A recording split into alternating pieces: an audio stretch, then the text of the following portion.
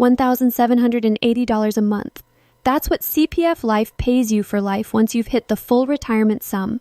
Guaranteed about $21,360 a year, rain or shine. No market crash, no bad year, no fine print. It just pays. Now the other number. To pull that same income out of a dividend portfolio instead, you'd need somewhere between $356,000 and $650,000 sitting in the market, and not $1 of it comes with a promise attached. Two facts, same income. Only one of those numbers is a guarantee.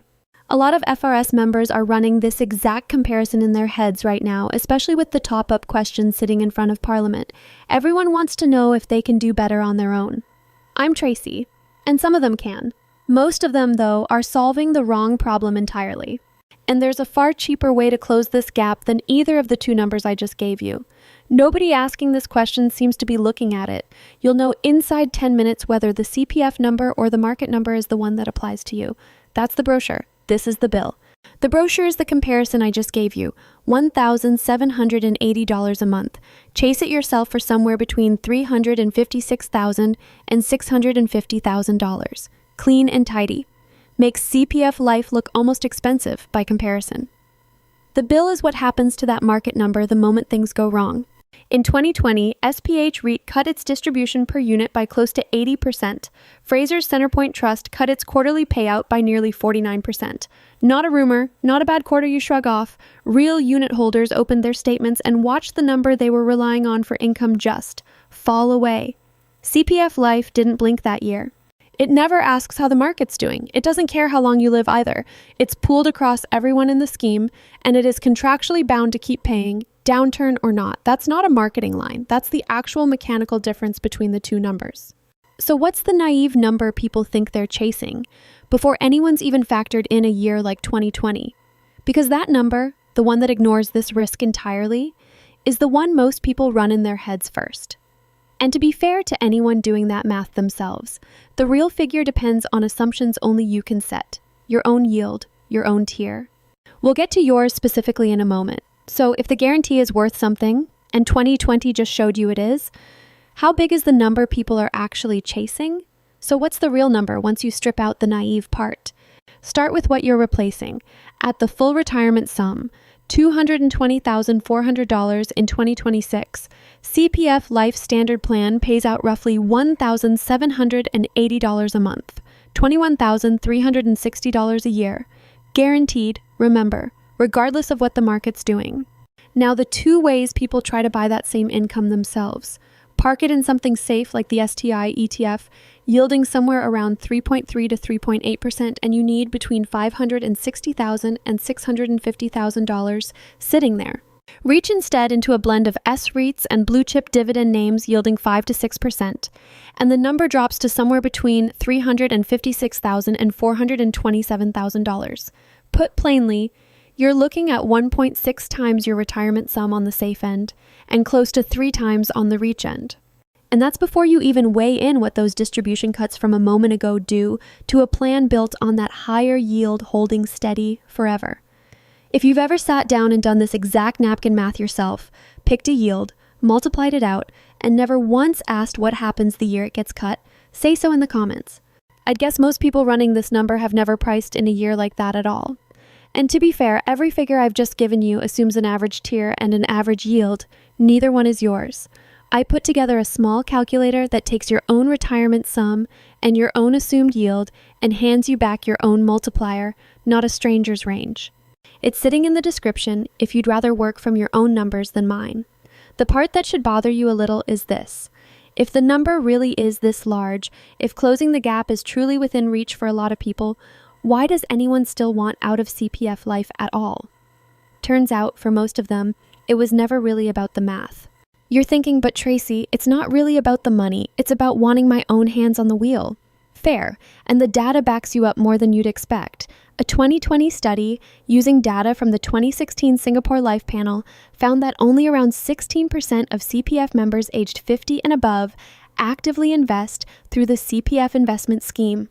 The other 84% just leave it, not because the option isn't there, because most people simply don't reach for it. Now put that next to the people who do reach for something, the ones campaigning hardest to opt out entirely.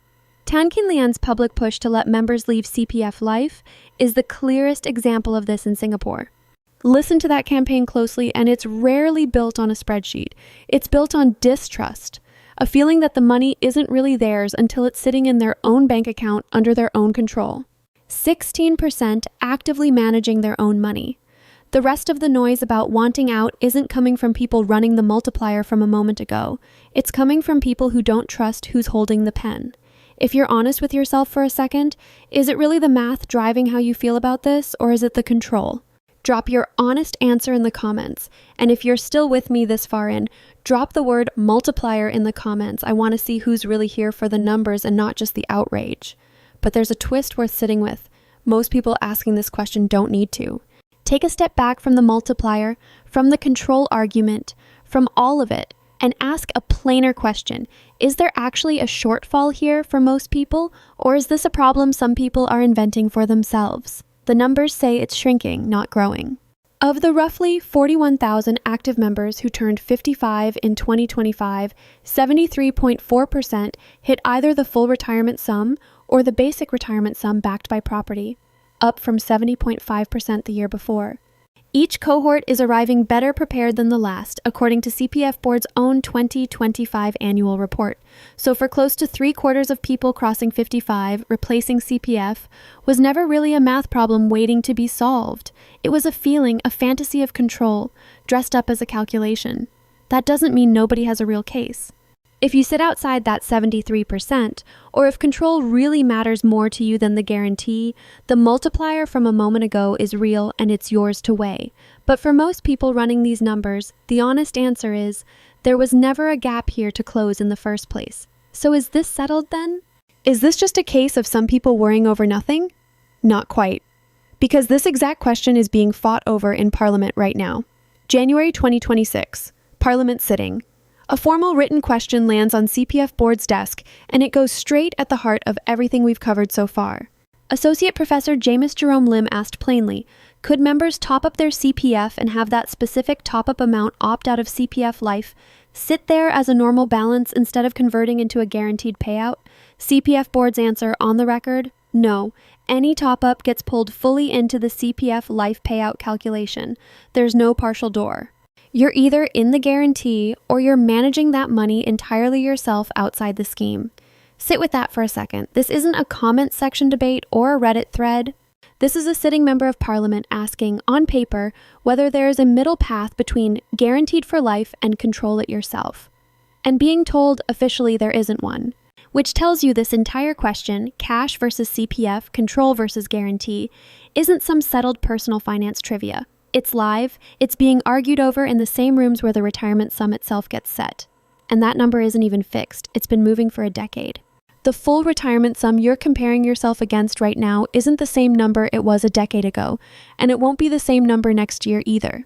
Back in 2016, the full retirement sum sat at $161,000. Today, in 2026, it's $220,400. That's a rise of about 37% in 10 years. Quietly, steadily, every single year, whether or not anyone was watching. Meanwhile, the other side of your equation, the yield you'd need from the market to replace it, doesn't move on a schedule at all. It swings with the interest rate cycle, up 1 year, down the next, with no 10-year notice given to anyone. So the multiplier we worked out a moment ago, the 1.6 to close to 3 times figure, was never a number you calculate once and file away. It's a moving target chasing a moving target. Work it out this year, and by the time the next retirement sum revision lands, you're already measuring against a stale line, which brings you to the actual decision underneath all of this. If the number never sits still, what's the smart move? Because there is a cheaper way to close this exact gap, the one I mentioned right at the start, and almost nobody weighing cash against CPF Life stops to consider it. The multiplier is real. 1.6 times your retirement sum on the safe end, close to 3 times on the reach end. That's not a trick. That's genuinely what it takes to buy the same income CPF Life hands you automatically. Nobody's disputing the arithmetic. What the arithmetic doesn't buy you is the guarantee. It buys you flexibility. It buys you control over money that's sitting in your own name, in your own account, doing whatever you decide it should do. It does not buy you a payout that survives a year like 2020 untouched. Those are 2 different products wearing the same monthly dollar figure. Which brings us back to the cheaper option sitting under the whole comparison, the one almost nobody weighing cash against CPF Life stops to look at. Topping up your own CPF further toward the enhanced retirement sum gets you a return of about 4%, guaranteed and locked in. No REIT can promise you that in a bad year, and most REITs didn't in 2020. So the real question was never how much cash replaces CPF. It's how much extra am I actually willing to hold just to buy the control CPF doesn't give me. 3 questions before you decide anything. Can you honestly stomach a payout cut the way SPH REIT investors did without it wrecking your plans? Do you truly have somewhere between $150,000 and $400,000 of true spare capital sitting beyond your retirement sum, doing nothing else important? And do you value control enough to walk away from a guaranteed 4% to get it? If you answered yes to all 3, the multiplier is yours to chase. If you hesitated on even one, the top-up was always the cheaper answer. One thing to sit with before you go. Every figure in this video is a 2026 figure. The full retirement sum has climbed every year for a decade, and it isn't stopping in 2026. Whatever you worked out for yourself just now, run it again next year and the year after that. Anyone who calculates this once and stops is planning against a number that's already gone stale by the time they act on it. That's not a one-time decision. That's a yearly one.